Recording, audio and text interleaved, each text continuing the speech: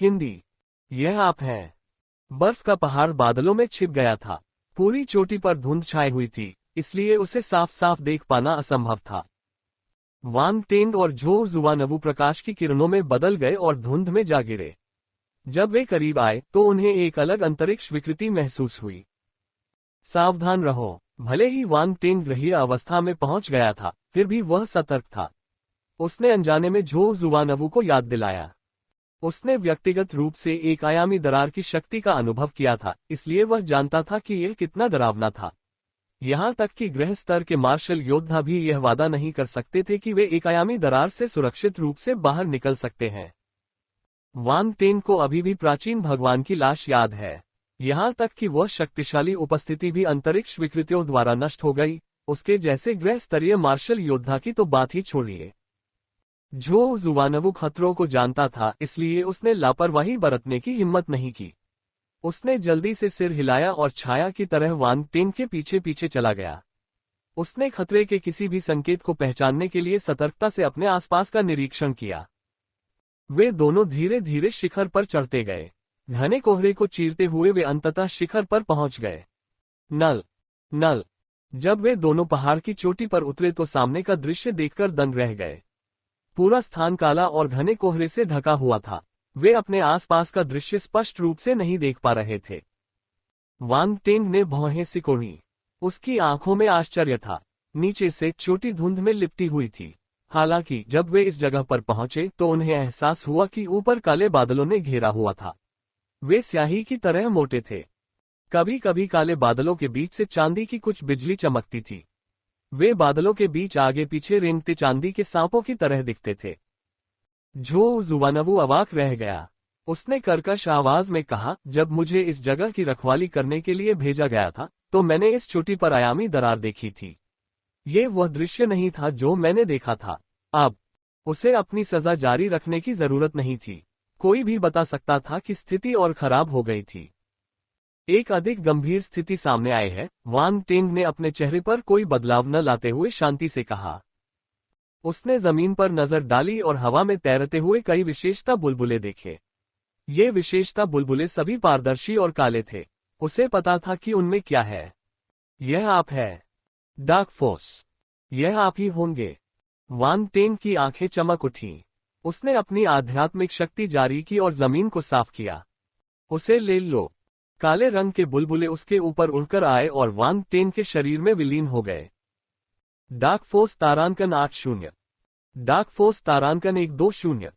Dark force तारांकन 150। Dark force तारांकन 130। विशेषता बुलबुले बड़ी मात्रा में अंधेरे बल में बदल गए और वान टेंग के शरीर के चारों ओर तैरने लगे। उन्होंने एक धारा में पानी के गिरने जैसी छप छप की आवाज भी निकाली। कुछ ही सेकंड में वान टेंग ने 8000 से ज्यादा डार्क फोर्स पॉइंट हासिल कर लिए थे। उनका डार्क फोर्स 11 स्टार लोटियर जनरल स्टेज से 12 स्टार जनरल स्टेज तक आगे बढ़ गया। डार्क फोर्स 3250 बटा 35012 स्टार। एक पल में ही रैंक ऊपर उठ पाना अद्भुत अनुभव था। अन्य लोग इस आनंद का अनुभव नहीं कर पाते। वान टेंग मुस्कुराया। वह बहुत खुश था। झो जुआनवू ने उसकी ओर देखा। वह वान टेंग से उसकी योजना के बारे में पूछना चाहता था, लेकिन संयोग से उसने उसके चेहरे पर मुस्कान देखी। वह दंग रह गया। उद्धरण चिन्ह प्रश्नवाचक चिन्ह उद्धरण चिन्ह। यह क्या है? वह भयावह मुस्कान क्यों दे रहा था? क्या वह दूषित हो गया? क्या वह अंधकार में शक्ति से प्रभावित हुआ? झो जुआनवू के दिमाग में कई तरह की संभावनाएं घूम रही थीं। उसने सतर्कता से वान टेंग को देखा और कुछ कदम पीछे हट गया। वह जरूरत पड़ने पर भागने के लिए तैयार था। आखिरकार वान टेंग एक गृह स्तर का दुर्जय योद्धा था। अगर वह अंधेरे बल से प्रभावित होता तो वह केवल भाग सकता था। वह उससे लड़ना नहीं चाहता था।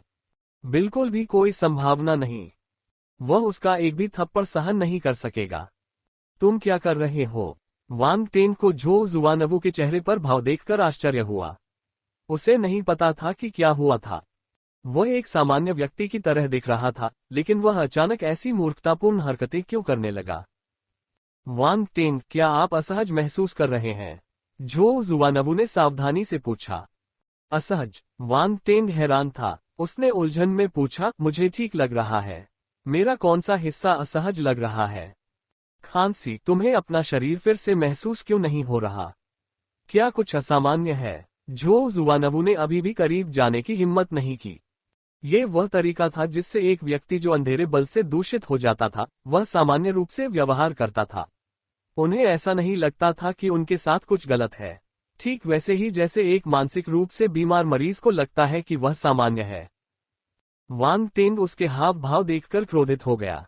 वह आदमी उसे ऐसे देख रहा था जैसे वह कोई बेवकूफ हो। उसका चेहरा काला पड़ गया और वह चिल्लाया, तुम असामान्य हो। तुम्हारा पूरा परिवार असामान्य है।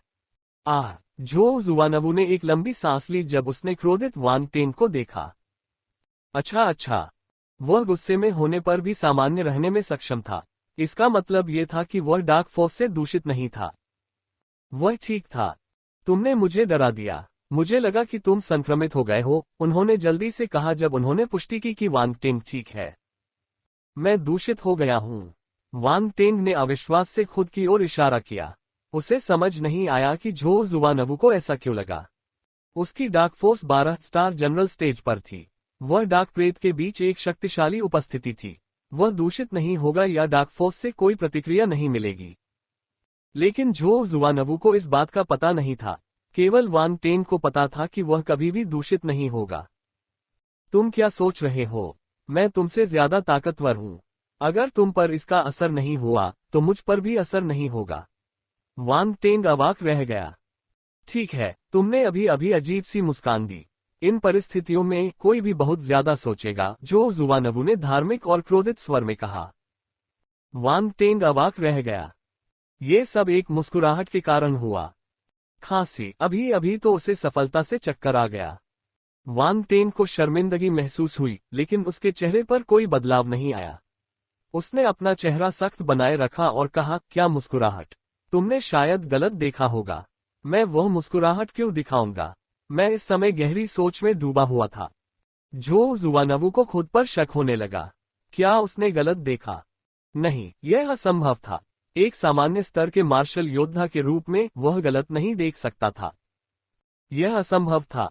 वांग टेंग की आंखों में एक धूर्तता भरी नजर तब आई जब उसने देखा कि झो जुवानवू उसके झूठ से भ्रमित हो रहा है। हालांकि यह नजर सिर्फ एक सेकंड तक ही रही।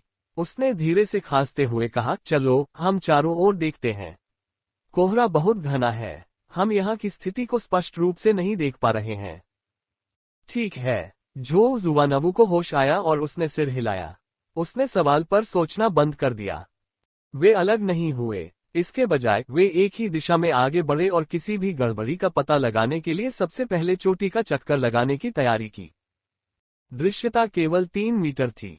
वांग टेंग ने अपनी आध्यात्मिक दृष्टि सक्रिय की और अपने आसपास का दृश्य देखा। स्वूश! इस समय धुंध में एक धीमी सी आवाज गूंजी। ये स्पष्ट थी, सावधान! वांग टेंग की अभिव्यक्ति बदल गई और वह तुरंत चिल्लाया, सींग वाला विशालकाय अजगर। लगभग उसी समय झो जुवानवू के चेहरे के भाव बदल गए। उसके हाथ में एक ब्लेड दिखाई दिया और उसने पल भर में उसे हवा में उड़ा दिया। स्वूश!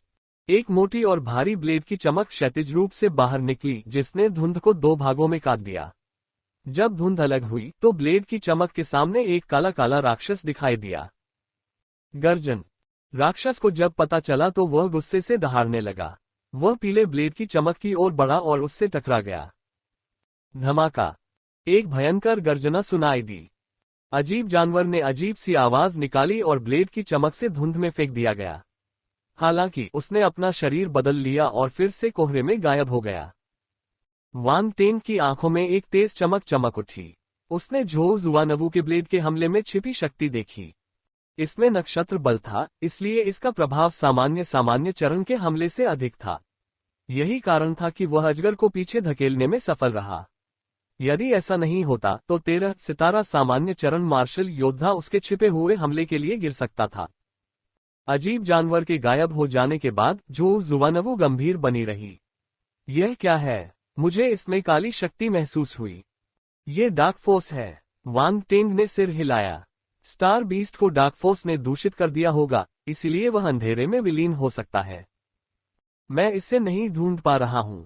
झो जुवानवू ने अपनी भौहें सिकोड़ते हुए अपने चारों ओर नजर घुमाई। उन्हें खोजने की कोई जरूरत नहीं है, वे खुद ही बाहर आ जाएंगे। वांग टेन मुस्कुराया। पब फ्यूचर द्वारा विज्ञापन। झो जुवानवु दंग रह गया। उसने एक विवरण पकड़ा और कहा, वे हाँ, एक से अधिक हैं। जैसे ही वांग टेंग ने बोलना समाप्त किया, हवा में फिर से एक हल्की सी आवाज सुनाई दी। तुम मौत की तलाश में हो। वांग टेंग ने नाक भान सिकोड़ी। उसके शरीर से 10 से ज्यादा उड़ते खंजर निकले, हालांकि वह हिल भी नहीं रहा था। वे तेज किरणों में बदल गए और घने कोहरे में घुस गए। झो शुवानवु ने तेज किरणों को देखकर आंखें सिकोड़ लीं। छींटे, छींटे, छींटे। जैसे ही प्रकाश की किरणें धुंध में प्रवेश करती हैं, अंदर से मांस को चीरती हुई तीक्ष्ण ब्लेडों की आवाज आती है। उन्होंने भारी वस्तुओं के जमीन पर गिरने की आवाज भी सुनी। कुछ ही सेकंड में सारी आवाजें गायब हो गईं। NOWELLBEJAN.CO। प्रकाश की तेज किरणें वापस लौटीं और वांग टेंग के चारों ओर तैरने लगीं। वे हवा में धीरे धीरे घुसी और धुंध को तितर बितर कर दिया। झो जुवानवु ने उड़ते खंजरों को देखकर अपनी लार निगल ली। उसके चेहरे की मांसपेशियां अनियंत्रित रूप से फड़कने लगीं और उसे लगा कि उसके दिल में डर घुस रहा है। दिव्य आत्मा गुरु। एक भयावह दिव्य आत्मा स्वामी। वांग टेंग एक राक्षस था। पब फ्यूचर द्वारा विज्ञापन।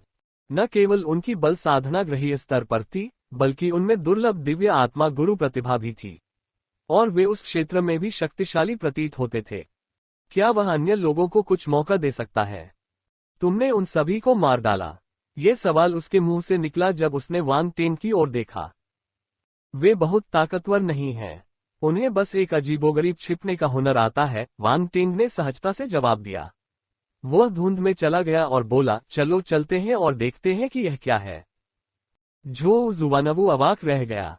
उसने पहले भी राक्षस पर हमला किया था, इसलिए वह जानता था कि वह कितना शक्तिशाली था। इसलिए उसने वांग टेंग की कही गई बातों पर विश्वास नहीं किया। वांग टेंग की मजबूत की समझ एक सामान्य व्यक्ति से बहुत अलग थी। अगर वह उस पर विश्वास करता तो वह मूर्ख होता। उसने अपना सिर हिलाया और वांग टेंग के पास पहुंच गया। कुछ कदम चलने के बाद उसने देखा कि वांग टेंग नीचे बैठा हुआ है और अपनी उंगली से जानवर को दबा रहा है। झो जुवानवु देखने के लिए पास गया। उसने जो देखा उससे वह दंग रह गया। यह एक अजीब सा सांप था। ये काले काले रंग के शल्कों और सुई जैसे कांटों से ढका हुआ था। इसका सिर बहुत बड़ा था और इसके दांत तीखे थे। पहली नजर में ये भयानक लग रहा था। क्या ये वही प्राणी है? झो जुवानवु ने पूछा। मैंने कभी ऐसा तारा जानवर नहीं देखा। इसका शरीर अंधकार में शक्ति से भरा हुआ है। इसे देखो। वांग टेंग ने बगल में पड़ी काली बर्फ की ओर इशारा किया और झो जुवानवु को संकेत दिया। यह बर्फ बल है। झो जुवानवु ने अनुमान लगाने से पहले हिचकिचाहट की। ये सही है, ये डार्क फोर्स और आइस फोर्स का संयोजन है। ये संभवतः उस अजीब अजगर द्वारा बनाया गया था जब उसने हमला किया था। वांग टेंग ने सिर हिलाया। वह निश्चित था क्योंकि उसने कई डार्क फोर्स और आइस फोर्स विशेषता बुलबुले प्राप्त किए थे। इसका मतलब है कि पृथ्वी के तारा जानवर अंधेरे बल द्वारा दूषित हो गए हैं। झो जुवानवु ने भौहें सिकोड़ी। Ads by pub future. शायद नहीं। जब मैं डाकलैंड गया था तो मैंने इसी तरह के स्टार बीस्ट देखे थे। वे डाकलैंड से आए स्टार बीस्ट हो सकते हैं, वांग टेंग ने कहा। झो जुवानवु ने गहरी सोच में सिर हिलाया। जो भी हो, ये हमारे लिए बुरी खबर है। मुझे आश्चर्य है कि क्या वहां अन्य अजीब सांप भी हैं या वे आयामी दरार के माध्यम से हमारी दुनिया में आ रहे हैं। हमें निश्चित होने के लिए आयामी दरार को देखने की जरूरत है। वांग टेंग ने अपना सिर उठाया। अचानक वह स्तब्ध रह गया। आपको बोलना नहीं चाहिए था। झो जुवानवु दंग रह गया। वांग टेंग उसे क्यों डांट रहा था? उसने देखा कि वांग टेंग ध्यानमग्न होकर आसमान की ओर देख रहा है, इसलिए उसने भी अपना सिर उठाया। उसका शरीर तनावग्रस्त हो गया। उनके ठीक ऊपर काले बादलों के बीच से एक विशालकाय सिर धीरे धीरे उभर रहा था।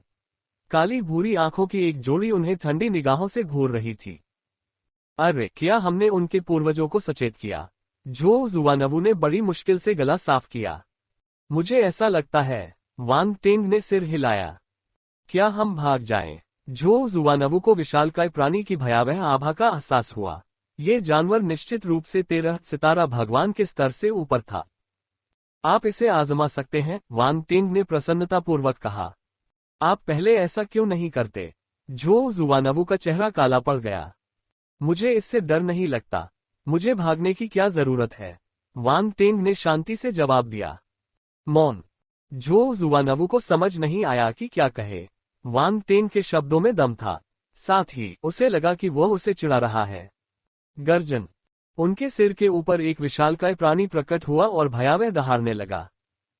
ध्वनि तरंगे असली ठोस की तरह ऊपर उठी। काले बादल मंडराने लगे और बिजली की चांदी की चमक बेतहाशा नाचने लगी। काले बादलों के बीच एक बड़े जीव का छोटा सा हिस्सा दिखाई दिया। तारा जानवर बहुत बड़ा था। उसके सिर के आकार और शरीर के जिस हिस्से को उसने दिखाया था, उससे वे बता सकते थे कि इसकी लंबाई कुछ 100 मीटर होगी। इसका शरीर ज्यादातर काले बादलों में छिपा हुआ था, इसलिए वे इसे पूरी तरह से नहीं देख पाए। ये कुछ ही देर पहले वांग टेंग द्वारा मारे गए अजीब सांपों जैसा ही लग रहा था। हालांकि यह ज्यादा घिनौना और राजसी था और इसके सिर पर एक अतिरिक्त काला सींग भी था। काले सींग पर कई जटिल सुनहरे पैटर्न बने हुए थे। ये रहस्यमय लग रहा था। वांग टेंग ने अपनी आध्यात्मिक दृष्टि को सक्रिय किया और विशाल अजगर के अंदर बल प्रकाश की एक विशाल गेंद देखी। यह अंधेरे बल और बर्फ बल के विलय से बना एक विशेष बल था और यह चमक रहा था। यदि वह प्रकाश की इस गेंद को मापने के लिए मानव मार्शल योद्धाओं के रैंक का उपयोग करता तो ये प्राणीगृह स्तर पर होता।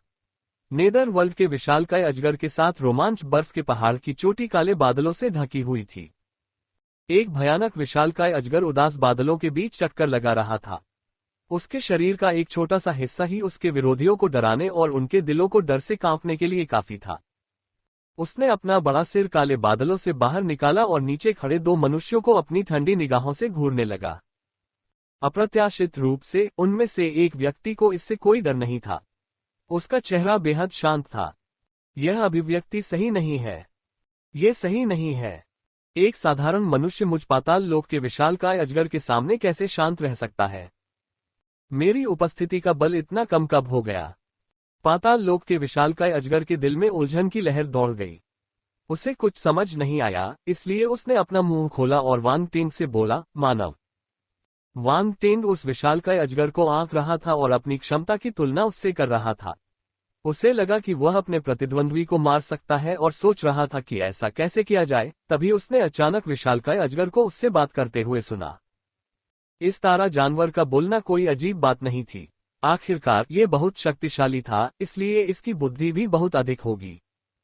अजीब बात यह थी कि वह पृथ्वी की भाषा में बोल रहा था। Ads by pub future.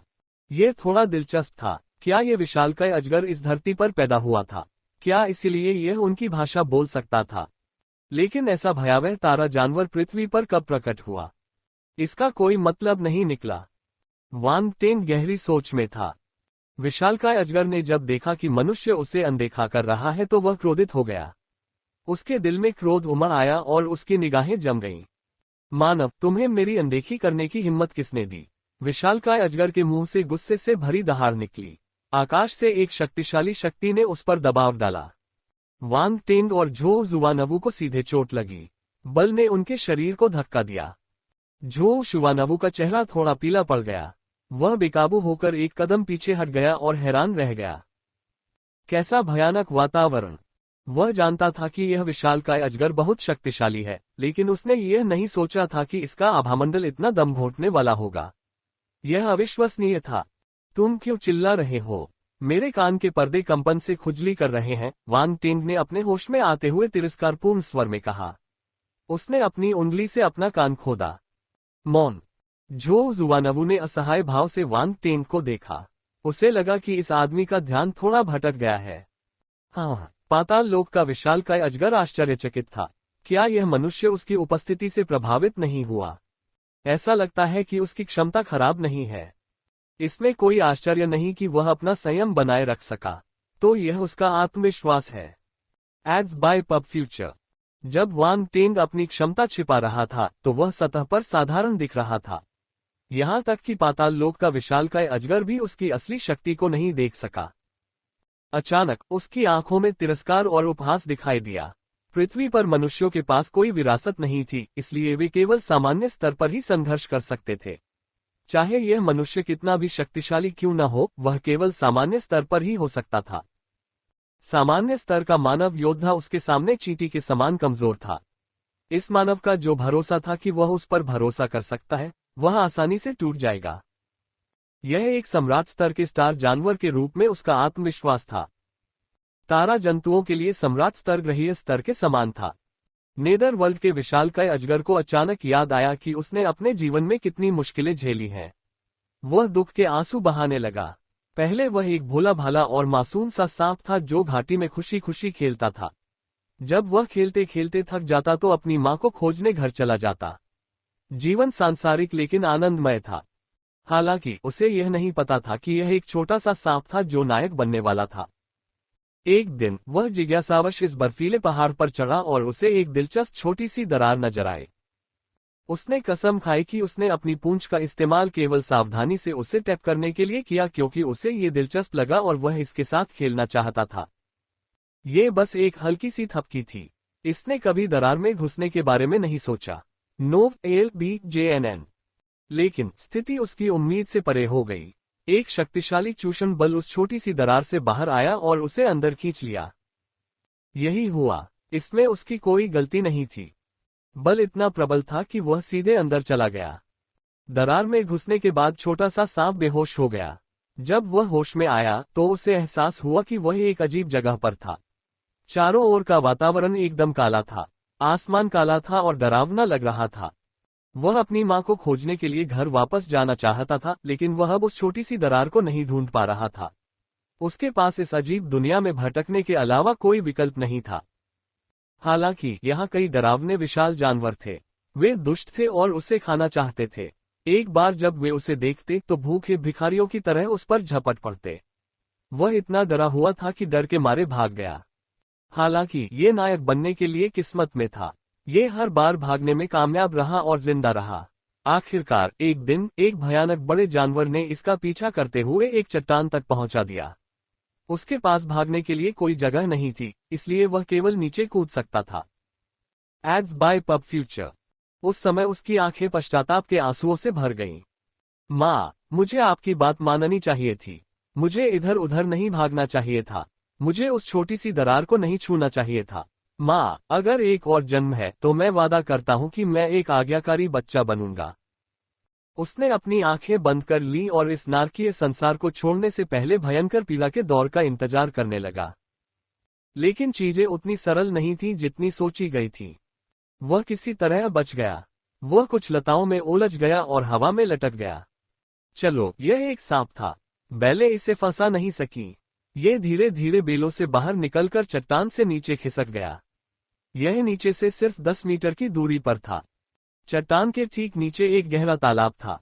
ऐसा लग रहा था कि उसमें कोई तलहटी नहीं है और उसमें से हड्डियों को कंपा देने वाली ठंड निकल रही थी। छोटे सांप को ठंड पसंद थी। जब उसने बर्फ का तालाब देखा तो उसके शरीर पर लगी चोटें कम हो गईं और उसके दिल की बेचैनी गायब हो गई।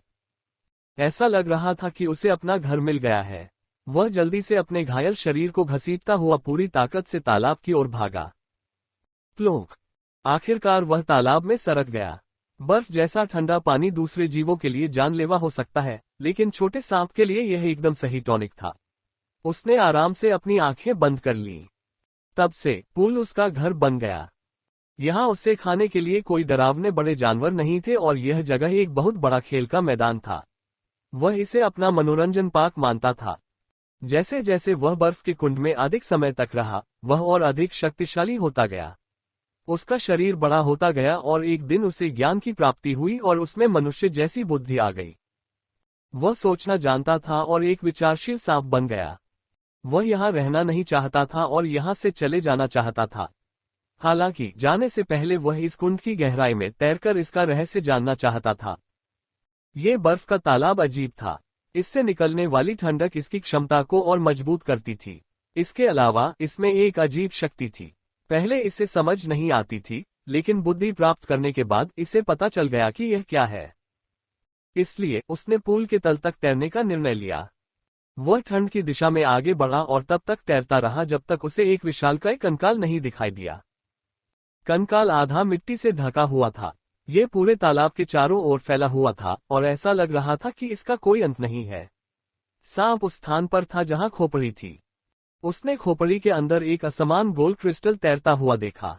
इससे एक हल्की रहस्यमयी चमक और ऊर्जा की बर्फीली धारा निकल रही थी, जो पूरे तालाब में फैल रही थी। सांप क्रिस्टल को देखकर अपनी नजरें नहीं हटा सका। उसके मन में क्रिस्टल के प्रति घातक आकर्षण था। जाति विरासत। खोपड़ी को देखकर सांप के मुंह में लार टपकने लगी। फिर उसने अपने हृदय की बात मानकर क्रिस्टल को निगल लिया। धमाका। अगले ही पल उसके शरीर में भयानक ऊर्जा का विस्फोट हुआ।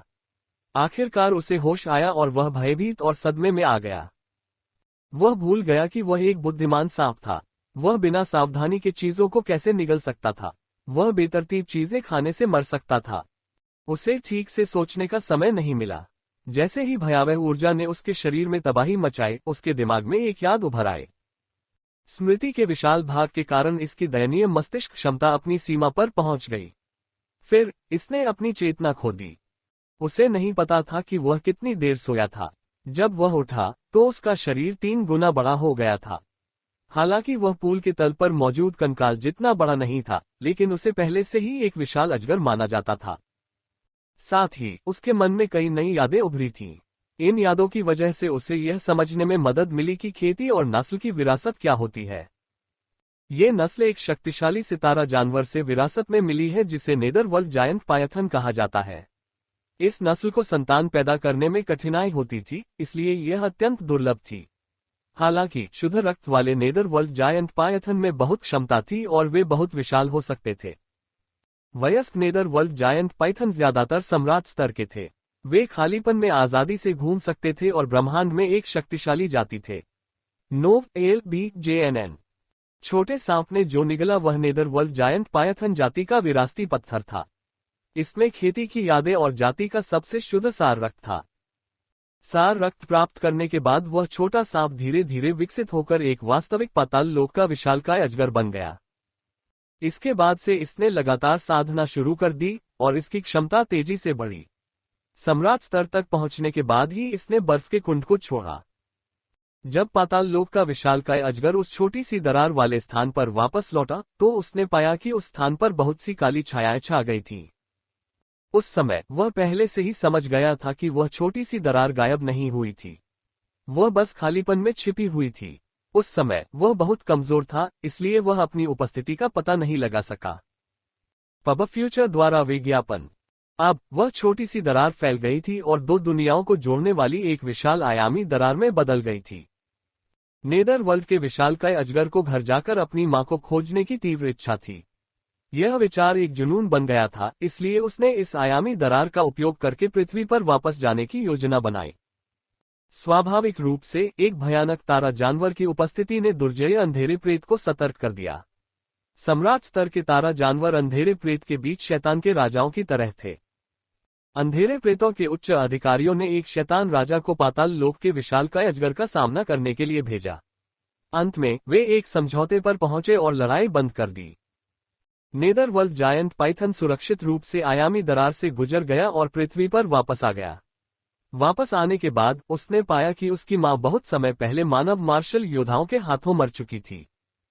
नेदरवर्ल्ड के विशालकाय अजगर को इंसानों के बारे में अच्छी धारणा नहीं थी। वह अपनी मां को बहुत याद करता था, लेकिन बाद में उसे पता चलता था कि उसकी मां मर चुकी है। वह बहुत गुस्से में था।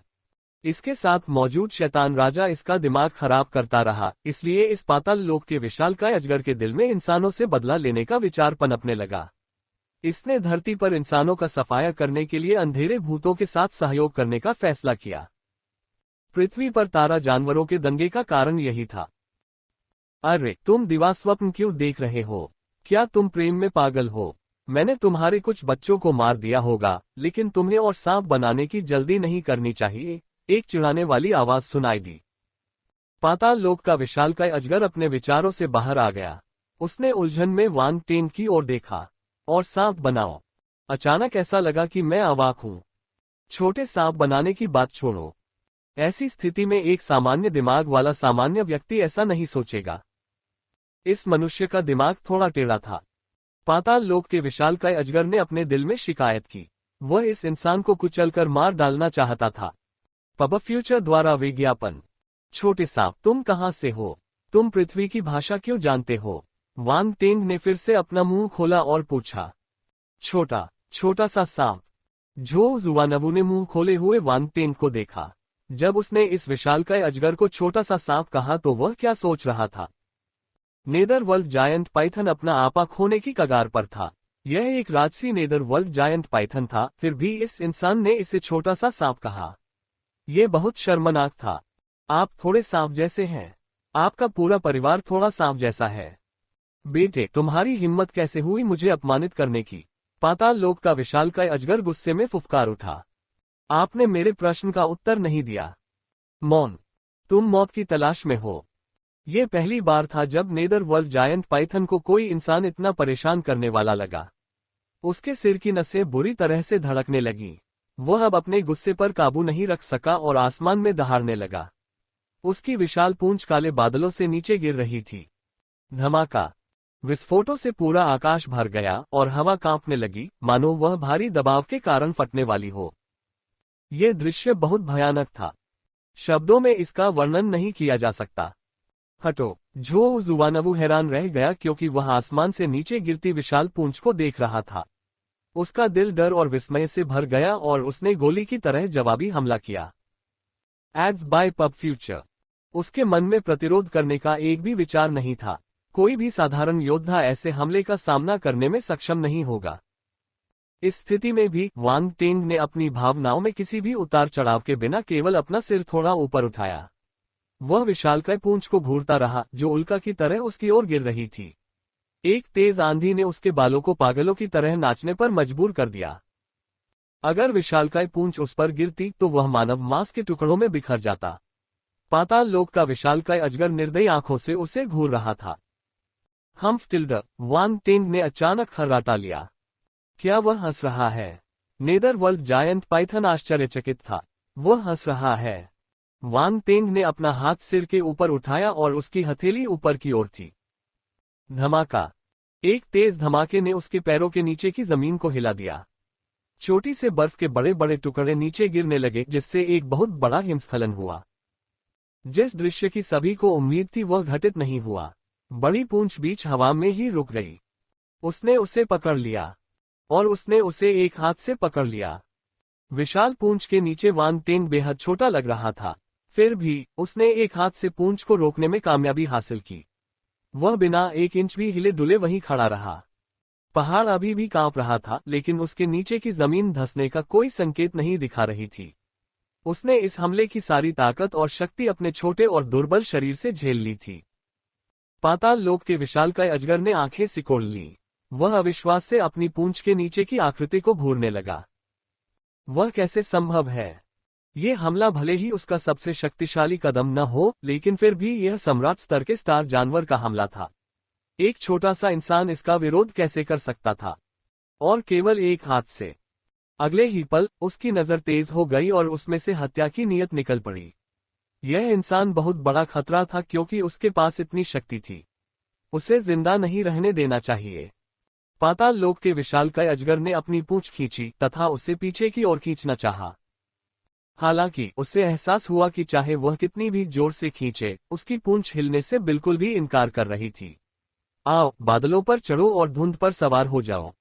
उद्धरण चिन्ह प्रश्नवाचक चिन्ह उद्धरण चिन्ह। पाताल लोक का विशालकाय अजगर अवाक रह गया।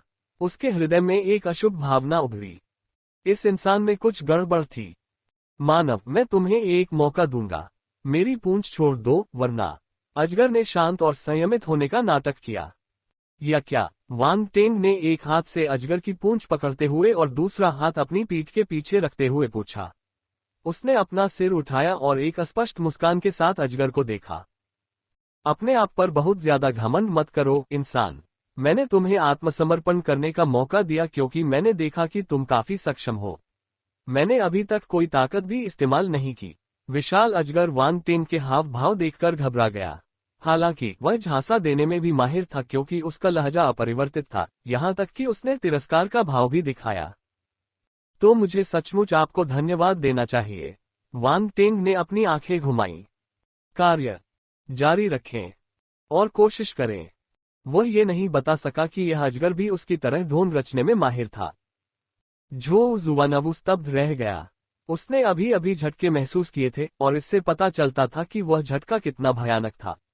फिर भी वांग टेंग ने वास्तव में एक हाथ से उसे रोकने में कामयाबी हासिल की। क्या वह मानव था? इतनी आसानी से ऐसा करने में सक्षम होने के लिए उसकी ताकत कितनी भयावह थी। ये सिर्फ उसकी ताकत की बात नहीं थी। जमीन पर कोई दरार नहीं थी, जिसका मतलब था कि वांग टेंग ने अपनी शारीरिक देह से सारी शक्ति सोख ली थी। यदि उसका शरीर पर्याप्त मजबूत न होता तो वह शक्ति उसे टुकड़े टुकड़े कर देती। Ads by pub future. वांग टेंग का शरीर भयावह रूप से शक्तिशाली होना चाहिए। NOWELLBJAN.CO। झो जुआनवू का दिल कांप उठा जब उसने आश्चर्य से वांग टेंग को देखा। यह आदमी वास्तव में एक राक्षस है। लेकिन बात बस इतनी सी है कि उसका दिमाग ठीक से काम नहीं करता। उसके पास उस विशालकाय अजगर से बात करने का समय ही नहीं है। उस कमीने को परिस्थितिजन्य जागरूकता की आवश्यकता है। वे जल्दी में थे। झो शुआनवू का दिल शिकायतों से भरा था जिसे वह व्यक्त नहीं कर सकता था। वांग टेंग के चेहरे पर शर्मिंदगी के भाव दिखे और उसने झो जुआनवू की तरफ मुस्कुराया जैसे कि उसे उसकी नाराजगी का एहसास हो गया हो। फिर वह गंभीर हो गया और ऊपर देखने लगा। चलो इसे खत्म करते हैं। मैं तुम्हें भी एक मौका देता हूं। आत्मसमर्पण करो या मर जाओ। Neither world giant Python. अरे कितना निर्दयी। बातचीत ठीक चल रही थी तभी उसके चेहरे का भाव बदल गया। मनुष्य सभी ठंडे खून वाले प्राणी हैं। हालांकि पाताल लोक के विशालकाय अजगर के लिए आत्मसमर्पण करना असंभव था। अजगरों का अभिमान उन्हें कभी इतना कायर नहीं बनने देता था। इसके अलावा वे गंभीर नहीं थे। ये कहना अभी भी मुश्किल था कि कौन विजयी होगा। अभी तो उसे थोड़ा संदेह हो रहा था। इसका मतलब यह नहीं था कि वह डरी हुई थी। एक शक्तिशाली सम्राट स्तर का पाताल लोक का विशालकाय अजगर बहुत शक्तिशाली था। वास्तव में मजबूत। Ads by pub future. यह दिखाने के लिए कि वह काय नहीं है, विशालकाय अजगर ने फुफकार मारी। हवा में उछलने पर वह खूंखार लग रहा था। अत्यंत क्रूर। मरो। विशालकाय अजगर का ऊपरी शरीर अंततः काले बादल से उभरा और वांग टेंग की ओर जोर से टकराया। उसका विशाल मुंह इतना खुला हुआ था मानो वह आसमान को निगल रहा हो। वांग टेंग ने अपना सिर उठाया और उसे केवल एक अंधेरा छेद और वे विशाल क्रूर नुकीले दांत दिखाई दिए। बाकी सब कुछ ढका हुआ था। उसने अपना नाप लिया और महसूस किया कि उसका छोटा शरीर उसके नुकीले दांतों के बीच में समा नहीं पा रहा था। जैसे ही यह गंदा विचार मन में आया, वांग टेंग ने अजगर की पूंछ छोड़ दी और अपने स्थान से गायब हो गया। धमाका। पाताल लोक के विशालकाय अजगर ने अपना मुंह बंद किया और ठंडी हवा निगल ली। इसका स्वाद अद्भुत है। मेरा पैर। उसने तुरंत अपना सिर उठाया और उस मानव आकृति को खोजने लगा। तभी अचानक उसे लगा कि उसका सिर नीचे गिर गया है। फिर एक इंसान की आवाज आए, छोटा सांप, आओ, बादलों पर चढ़ो और धुंध पर सवार हो जाओ। जाओ। झो जुआनवू को अब वांग टेंग की सुरक्षा की चिंता नहीं थी। वह बता सकता था कि वह बच्चा विशालकाय अजगर को गंभीरता से नहीं ले रहा था। यह एक ठोस प्रदर्शन था। एकमात्र बात जिसने उसे अवाक कर दिया वह ये थी कि यह आदमी बहुत लापरवाह था। जाना क्या गया। केवल वही उस विशालकाय अजगर पर घोड़े की तरह सवारी करने के बारे में सोच सकता था। जब उस पर पैर रखा गया तो वह घबरा गया। हालांकि वांग टेंग की बातें सुनकर वह क्रोधित हो गया। अत्यंत क्रोधित। Ads by pub future. यह मनुष्य इतना दुस्साहसी है, इसकी हिम्मत कैसे हुई कि वह मुझे अपनी सवारी के रूप में इस्तेमाल करे। मुझसे दूर हो जाओ। पाताल लोक के विशालकाय अजगर ने उस कमीने को दूर फेंकने के लिए अपना सिर जोर से हिलाया। परेशान मत हो, तुम मुझसे छुटकारा नहीं पा सकते। वे मुझे इनिशियल डी से ड्राइवर कहते थे। तुम जैसे छोटे कीड़े का मुझे फेंकना मेरे उपनाम का अपमान ही होगा, वांग टेंग ने कहा और उसने एक हाथ से अजगर के सींग को हल्के से पकड़ लिया। प्रारंभिक डी। पाताल लोक के विशालकाय अजगर को समझ में नहीं आया कि यह क्या है, लेकिन वह ये बता सकता था कि इस इंसान के मुंह से कभी भी कुछ अच्छा नहीं निकलता। हालांकि यह इस बारे में सोचने का समय नहीं था। उसे कुछ शर्मनाक एहसास हुआ। उसने बहुत देर तक अपना सिर हिलाया, फिर भी वह उस इंसान को हटाने में असमर्थ था। ये बुरा था, लेकिन जब उसे महसूस हुआ कि कोई चीज उसके सींग को छू रही है, तो उसकी आंखों में एक विश्वासघाती मुस्कान उभर आई। तुम मौत की तलाश में हो, विशालकाय अजगर ने व्यंग्य किया और उसके सींग पर बना सुनहरा पैटर्न अचानक चमक उठा। उसमें से एक भयंकर ठंड निकली। कुछ ही पलों में वांग टेन का हाथ सींग समेत काली बर्फ की मोटी परत से जम गया। ये परत उसके शरीर की ओर भी फैल गई। वांग टेन की आंखें चमक उठीं। उसे लगा कि ठंड उसके शरीर में घुस रही है, मानो वह उसके पूरे शरीर को जमा देगी, यहां तक कि उसके अंदर की शक्ति को भी। ये दिलचस्प है। अगले ही पल उसके शरीर से पन्ना की चमकदार ज्वाला निकली। धमाका!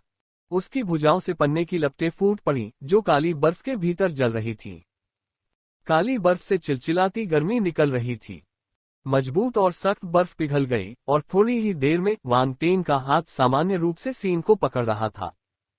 मैं तुम्हें भी अपनी लपटों का स्वाद चखाऊंगा। वांग टेन के मुंह के कोने में एक हल्का सा चाप दिखाई दिया, क्योंकि लपटें नाच रही थीं और सीन को घेर रही थीं। पाताल लोक का विशालकाय अजगर भयभीत हो गया। उसने अपने शरीर में मौजूद शक्ति को बर्फ में बदल दिया और अपने सींग से उसे बाहर निकाल दिया। काली बर्फ की बर्फ लपटों की गर्मी से टकरा रही थी। हालांकि दिव्य ज्वाला की पहले से ही प्रतिष्ठा थी, वांग टेन जैसे गृहस्तरीय मार्शल योद्धा के हाथों में ये और भी भयावह हो गया। ये संघर्ष ज्यादा देर तक नहीं चला। एमरल्ड ग्लेज्ड फ्लेम ने जल्दी ही बढ़त हासिल कर ली। काली बर्फ धीरे धीरे पीछे हट गई और गर्मी की लहर सींग में घुस गई। चीख! नेदरवर्ल्ड जायंट पाइथन एक बर्फ तत्व सितारा जानवर था और आग से डरता था। इसके अलावा सींग उसके शरीर का सबसे संवेदनशील हिस्सा था। दर्द की मात्रा कई गुना बढ़ गई थी, जिससे वह तीखी चीख निकालता था। आपसे नीचे आने की विनती करता हूं। जब वांग टेन ने दर्दनाक चीख सुनी तो उसके होठों पर एक शैतानी मुस्कान उभर आई। तुम्हें क्या लगता है? क्या यह अच्छा है? क्या तुम्हें बहुत अच्छा लग रहा है? क्या तुम चाहते हो कि मैं तापमान बढ़ा दूं? पाताल लोक के विशालकाय अजगर को अचानक लगा कि यह मानव शैतान है। झो शुवानवु, जो दूसरी तरफ था, उसने भी ऐसा ही सोचा। विशालकाय अजगर का शरीर बेतहाशा झूल रहा था। अगर झो जुवानवु दूर नहीं रहता तो उसे चोट लग सकती थी। वह उस तरह की भयानक शक्ति का सामना नहीं कर सकता था। लेकिन फिर भी ये देखना मजेदार था। किसी कारण से वांग टेन को उस भयावह विशालकाय अजगर को प्रताड़ित करते देखना काफी मनोरंजक था। अच्छा नहीं, लगता है मुझे और अधिक शक्ति की आवश्यकता है। ये देखकर कि विशाल अजगर चुप था, वांग टेन ने तुरंत एमरल्ड ग्लेज्ड फ्लेम को संघनित कर दिया, जिससे सीन के ऊपर का तापमान तेजी से बढ़ गया। चीखें! दर्द, दर्द, दर्द!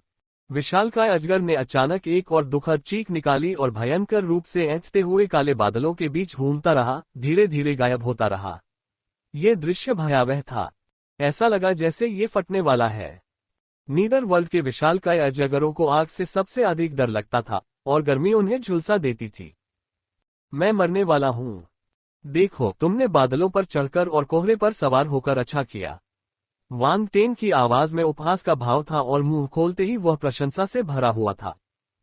तुम हट जाओ मुझ पर से! पाताल लोक का विशालकाय अजगर फिर चिल्लाया और अपना सिर इस तरह हिलाया मानो उसे दौरा पड़ रहा हो। शांत हो जाओ, शांत हो जाओ। ये तो बस शुरुआत है।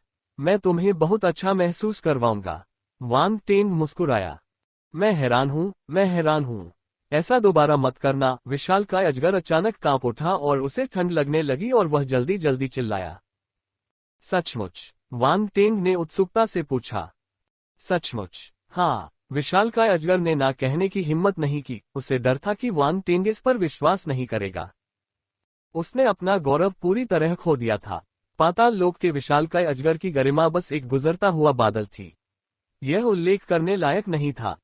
जीवित रहना अधिक महत्वपूर्ण था। Ads by pub future. ये कितना अद्भुत था? वांग टेन ने पूछा। विशालकाय अजगर एक पल के लिए स्तब्ध रह गया। उसका दिमाग पागल हो रहा था। ये प्रश्न क्या है? जब मैंने पहले ही आपको बताया है कि यह अद्भुत था, तो आप मुझसे दोबारा क्यों पूछ रहे हैं? क्या आप इसकी तह तक पहुंचेंगे? इस इंसान के दिमाग में जरूर कोई समस्या है। वह एक समस्याग्रस्त बच्चा है। आपके पास कोई जवाब नहीं है। ऐसा लगता है कि यह पर्याप्त नहीं था। वांग टेन ने अपना सिर हिलाया और उसके हाथों का तापमान फिर से बढ़ गया। आह! नेदरवर्ल्ड का विशालकाय अजगर दर्द से दहाड़ उठा और खून की उल्टी करने वाला था। हालांकि उसे चिल्लाना पड़ा, अद्भुत, बहुत अद्भुत, अत्यंत अद्भुत। उसने मन ही मन खुद से कहा कि यह कायरता नहीं है। यह तो बस एक रणनीतिक कदम है। पाताल लोक के विशालकाय अजगर ने अपनी भावनाओं को दबा दिया। पहले इस मानव को धोखा दो और बाद में उसे मार डालो। ये सही है। मैंने इतनी मेहनत की है, यह आश्चर्यजनक कैसे नहीं हो सकता? वांग टेंग ने सिर हिलाया। हाँ, ये बहुत ही आश्चर्यजनक है। मैं पहले ही इसका अनुभव कर चुका हूँ। अपनी शक्ति बर्बाद करना बंद करो। मैं तुमसे विनती करता हूँ कि तुम नीचे आओ। विशालकाय अजगर की आंखें आंसुओं से भर गईं। ये छोटा सा सांप बात करने में बहुत अच्छा है, लेकिन आपको मेरे बल भंडार के बारे में चिंता करने की कोई जरूरत नहीं है।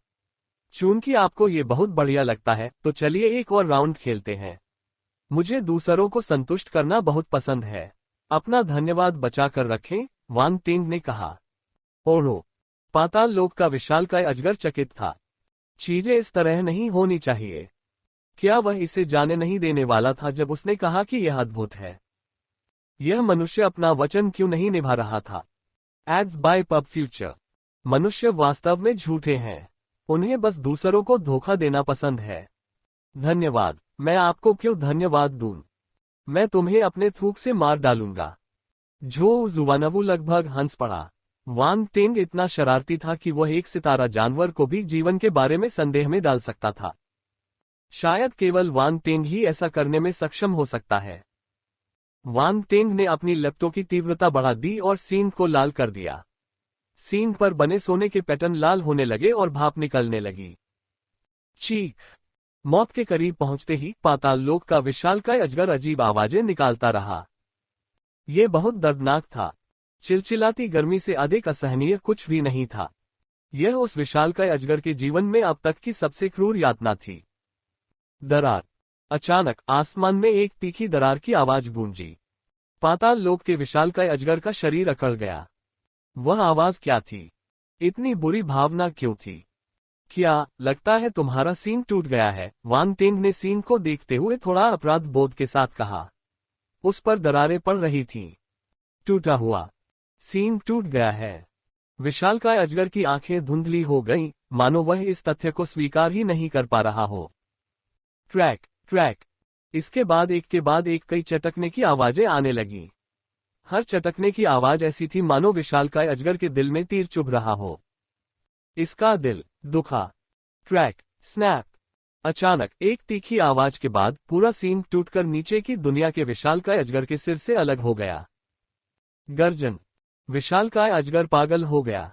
अपने सिर को झटकते ही उसने वांग टेंग को, जो अपना संतुलन खो बैठा था, दूर फेंक दिया। उसका शरीर काले बादलों से बाहर निकला और एक काले कोड़े में बदल गया तथा वांग टेंग की ओर बढ़ा, जो अभी भी हवा में था। तुमने वास्तव में मेरे सींग को नष्ट कर दिया, शापित मानव! तीव्र दर्द ने विशाल अजगर को अपना दिमाग खो दिया था। ये गुस्से में दहाड़ता है क्योंकि उसके मुंह में एक तीव्र काली रोशनी संघनित होती है। फिर प्रकाश की एक काली किरण बाहर निकलती है। ओह बकवास! यह पागलपन है, पागलपन! वांग टेंग ने अपना शरीर घुमाया और हवा में एक कदम बढ़ाया। वह समय रहते बीम से बचते हुए अपनी जगह से गायब हो गया। धमाका! काली किरण कुछ दूरी पर स्थित एक पर्वत से टकराई, जिससे पर्वत का ऊपरी आधा भाग नष्ट हो गया। यह एक डार्क फोर्स अटैक है। वांग टेंग की आंखें थोड़ी सिकुड़ गईं। वह आगे बढ़ा और एक प्रकाश की किरण के साथ नेदरवर्ल्ड जायंट पाइथन की ओर बढ़ा। चूंकि तुम मरने के लिए इतने उत्सुक हो, इसलिए मैं तुम्हारी इच्छा पूरी करूंगा। वांग टेंग की आंखें चमक उठीं। उसने अपने हाथ में आई तलवार से भयंकर वार किया। ग्रहीय मंच युद्ध तकनीक स्टार आग तलवार स्लैश! उसकी तलवार से एक ज्वलंत तलवार की चमक निकली, जो एक पल में 100 फीट तक फैल गई। यह आसमान की ओर बढ़ गई। जब वांग टेंग ने तलवार घुमाई तो वह नीचे की ओर कट गई। पाताल लोक के विशालकाय अजगर ने फिर से प्रकाश की एक काली किरण उगली। ये पिछली किरण से कहीं ज्यादा शक्तिशाली थी और उसने अपनी ओर आती तलवार की चमक का बेशर्मी से सामना किया। धमाका! दोनों सेनाओं के बीच आकाश में भिड़ंत हो गई। गहरा काला प्रकाश और चमकदार लाल तलवार की चमक एक दूसरे से टकराती है, जिससे गड़गड़ाहट वाले विस्फोट होते हैं। बूम! NOLB-JAN.COM। अंततः लाल तलवार की चमक ने काली किरण को चीर दिया और आगे की ओर वार करना जारी रखा। विशालकाय अजगर की पुतलियां सिकुड़कर पिनहोल जैसी हो गईं। वह अंदर तक भयभीत था क्योंकि वह आसमान में उड़ रहा था, काले बादलों वाले क्षेत्र की ओर भाग रहा था। भाग जाने की सोच रहे हो? वांग तेन की आंखों में ठंडी रोशनी टिमटिमा उठी जब उसकी आध्यात्मिक शक्ति उसके शरीर से बाहर निकली और तलवार की चमक की दिशा बदलकर उसे ऊपर की ओर भेज दिया। विशालकाय अजगर, जो पहले तो उससे बच निकला था, को अचानक शरीर में तेज दर्द महसूस हुआ। छींटे। उसका विशाल शरीर 2 टुकड़ों में बंट गया और खून बहने लगा। हालांकि नेदरवर्ल्ड जायंट पाइथन अभी मरा नहीं था। वह अपने अपंग शरीर के बचे हुए आधे हिस्से को घसीटता हुआ काले बादलों वाले इलाके की ओर भागता रहा। उसी समय उसने दहाड़ लगाई। वुगु, क्या तुम अभिनय नहीं करने जा रहे हो? काली खोपड़ी। पाताल लोक के विशालकाय अजगर की करुण चीखें आसमान में गूंज उठी। बेचारा सांप असहाय और दयनीय लग रहा था। ये सचमुच बहुत दुखद स्थिति में था। इसका विशाल शरीर केवल आधा ही बचा था। भयंकर दर्द ने उसकी नसों को बार बार उत्तेजित कर दिया। ईमानदारी से कहूं तो ये दुखदायी था। हालांकि उसके सिर पर सींग खोने का दर्द अभी भी सबसे बुरा था। नेदरवर्ल्ड जायंट पायथन के पास एक बेहतरीन चाल थी, लेकिन उसे चलाने के लिए उसके सींग की जरूरत थी। बढ़िया, ये चाल उसके इस्तेमाल से पहले ही विफल हो गई। अगर ऐसा नहीं होता तो वह वांग टेन से इतनी आसानी से नहीं हारता। वांग टेन की किस्मत बहुत अच्छी थी। उसने अजगर की कमजोरी को शुरू से ही पकड़ लिया, यहां तक कि गलती से उसे तोड़ भी दिया। दरअसल नेदरवर्ल्ड जायंट पायथन का सींग बहुत ही कठोर था। साधारण मार्शल योद्धा इसे तोड़ नहीं पाते। वांग टेन के पास पन्ना चमकीली लौ थी, जो उसकी क्षमता का प्रतिकार थी। ये तो भाग्य था, वह क्या कर सकता था। पाताल लोक का विशालकाय अजगर अब बस भागना चाहता था। वह बहुत दूर भागना चाहता था। जिंदा रहना सबसे जरूरी था। गरिमा, अहंकार, वे क्या थे? क्या उन्हें खाया जा सकता था? इतना ही नहीं, उसने सम्राट स्तर के तारा जानवर होने की अपनी हैसियत की भी परवाह नहीं की और उस दुष्ट व्यक्ति से मदद की भीख मांगी। उसे अब कोई परवाह नहीं थी। वह बस जिंदा रहना चाहता था। अब केवल वही व्यक्ति इसे बचा सकता है। वांग टेंग ने भी पाताल लोक के विशालकाय अजगर की चीख सुनी। उसकी नजर हल्की चमकी और उसने आसमान की ओर देखा। वूबू, तो कोई और भी है? वांग टेंग ने खुद से कहा। उसे कोई जल्दी नहीं थी। चून की विशालकाय अजगर किसी से मदद की गुहार लगा रहा था, इसलिए वे दोनों एक ही स्तर पर होंगे। वह देखना चाहता था कि यह किस तरह की उपस्थिति थी। कुछ दूरी पर खड़ा झो जुआनवू घबरा गया। जब उसने विशालकाय अजगर को 2 टुकड़ों में कटते देखा तो वह आश्चर्यचकित और बहुत खुश हुआ। वांग टेंग वाकई बहुत शक्तिशाली था। वह इस शक्तिशाली विशालकाय अजगर को घायल करने में सक्षम था, लेकिन इससे पहले कि वह खुश हो पाता, उसने अजगर की गुस्से भरी दहाड़ सुनी। उसका दिल धड़क उठा। पब फ्यूचर द्वारा विज्ञापन वहां एक और व्यक्ति था। क्या ये वांग टेंग के स्तर का कोई और शक्तिशाली प्राणी था? NOWELLBJAN.CO। इस दुनिया में क्या गड़बड़ थी? पहले तो किसी शक्तिशाली प्राणी का नामो निशान नहीं था, लेकिन अब वे वसंत के फूलों की तरह खिलने लगे हैं। हर कोई उस अज्ञात प्राणी के प्रकट होने का इंतजार कर रहा था, लेकिन आसमान खामोश था। बारिश की एक बूंद भी नहीं थी, कोई जीवित प्राणी तो दूर की बात थी। क्या तुम मुझे बेवकूफ बनाने के लिए झूठा नाटक कर रहे हो? वांग टेंग ने काला चेहरा बनाते हुए पूछा। नीदरवर्ल्ड जायंट पायथन, मुझे भी समझ नहीं आया। यह मानसिक रूप से टूटन थी। अरे यार, क्या वह कमीना उसे मरते हुए देखेगा? जैसी कि उम्मीद थी, अन्य जातियों पर भरोसा नहीं किया जा सका। मैं आप पर विश्वास करके मूर्ख था। पाताल लोक का विशालकाय अजगर बहुत क्रोधित था। वह तेजी से काले बादलों की ओर भागा। वह और करीब आ रहा था। वह जल्द ही बादलों में समा जाएगा। नेदरवर्ल्ड के विशालकाय अजगर की आंखों में खुशी की एक झलक दिखाई दी। एक बार जब वह काले बादलों के पीछे आयामी दरार तक पहुंच गया, तो वह डाकलैंड में वापस आ सकता था। उसके पीछे का इंसान उसे कभी नहीं पकड़ पाएगा। मानव, जब मैं ठीक हो जाऊंगा तो मैं तुम्हें ये पीला 100 गुना लौटा दूंगा।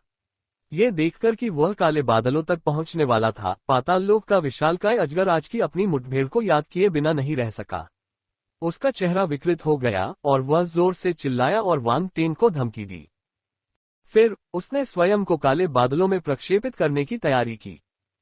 धमकी भयंकर लग रही थी, लेकिन उसके भागने की गति कम नहीं हुई।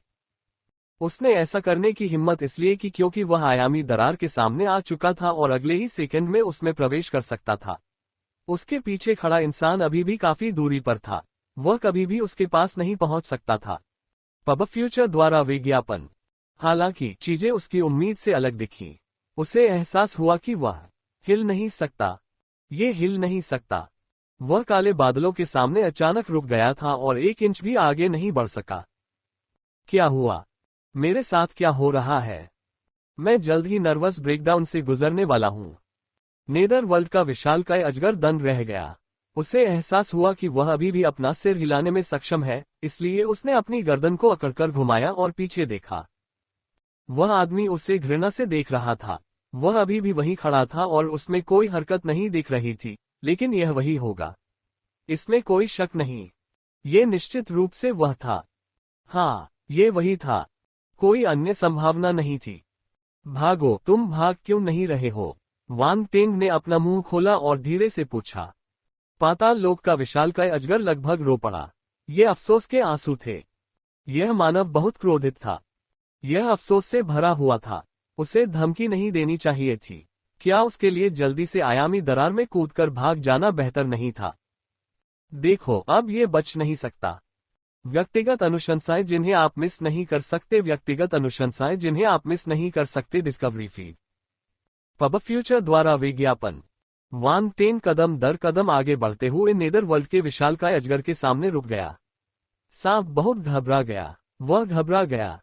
मैंने तुम्हें मौका दिया, लेकिन तुमने मुझे निराश किया। वांग टेंग ने नेदरवर्ल्ड जायंट पायथन के सिर को थपथपाया और गंभीरता से कहा, तुम मुझे एक और मौका क्यों नहीं देते? पाताल लोक का विशालकाय अजगर डर से कांप उठा। क्या आप दिवास्वप्न देख रहे हैं? वांग टेंग ने पूछा। मुझे छोड़ दो और मैं तुरंत चला जाऊंगा। पृथ्वी पर जानवरों का ज्वार भी गायब हो जाएगा।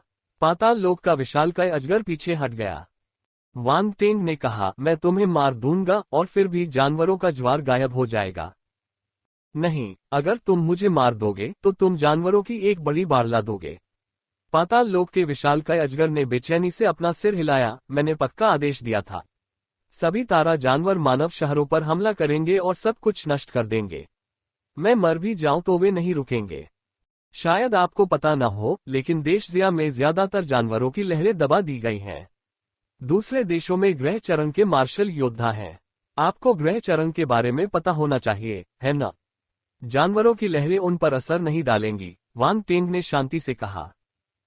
फिर भी ज्यादातर इंसान मारे जाएंगे। क्या तुम उन्हें मरने दोगे? विशालकाय अजगर हैरान रह गया। वह वांग टेंग को ऐसे घूर रहा था जैसे वह कोई शैतान हो। मैं सिर्फ एक इंसान हूं। मैं हर चीज की परवाह नहीं कर सकता। वांग टेंग ने उदासीनता से अपना सिर हिलाया। तुम, पाताल लोक के विशालकाय अजगर को समझ में नहीं आया कि क्या कहे। ठीक है, अपनी मौत को आज्ञाकारी रूप से स्वीकार करो। मेरे हाथ तेज हैं। मैं वादा करता हूं कि मरने से पहले तुम्हें सिर्फ 1 सेकंड का दर्द महसूस होगा। चिंता मत करो। वांग टेंग ने अपना हाथ उठाया और उसे नेदरवर्ल्ड जायंट पायथन के माथे पर चिपका दिया। पाताल लोक का विशालकाय अजगर लगभग पागल हो गया। अरे, वह क्या सोच रहा है कि वह क्या कह रहा है? 1 सेकंड का दर्द भी दर्द ही है। यह मानव तो शैतान था। नेदरवर्ल्ड का विशालकाय अजगर निराश हो गया।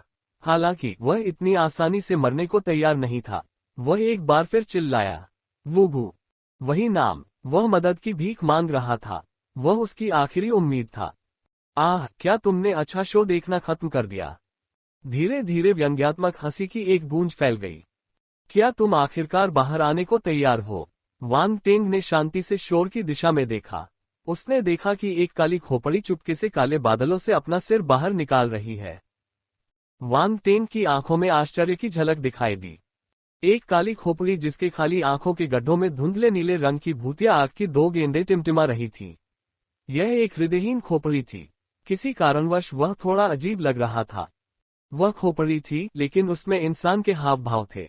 वह धूर्त नजर थोड़ी ढीठ लग रही थी। हालांकि न तो वांग टेंग और न ही झो जुआनवू हंसे।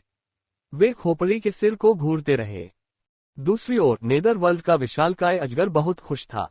उसे ऐसा लग रहा था कि उसे अपना जीवन रक्षक मिल गया है। वूगू, तुम आखिरकार आ ही गए।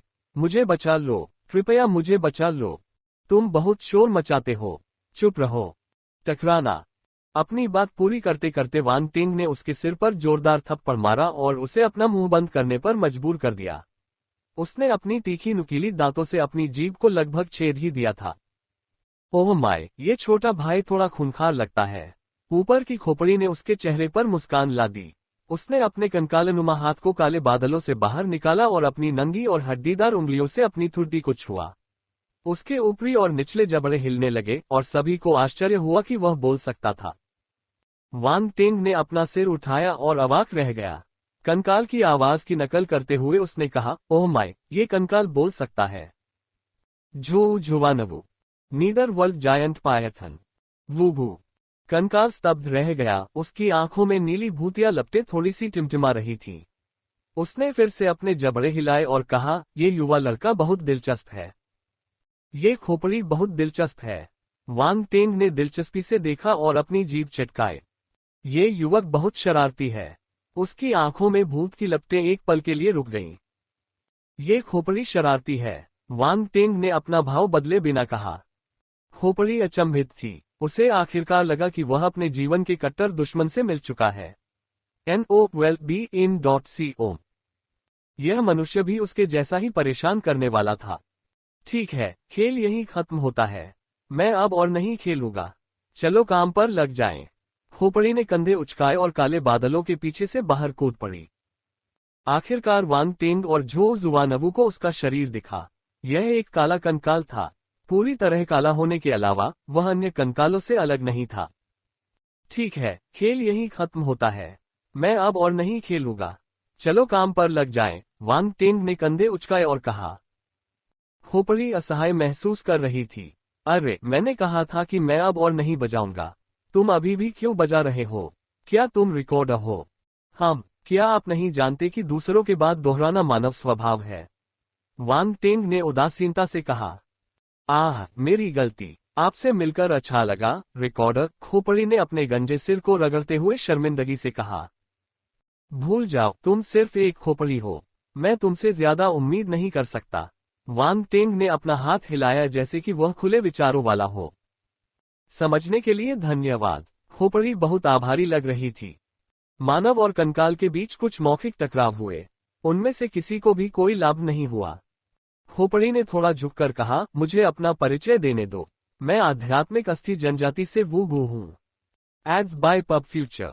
जब उसने अपनी रील सीधी की तो उसके हाथ में एक काली औपचारिक टोपी दिखाई दी।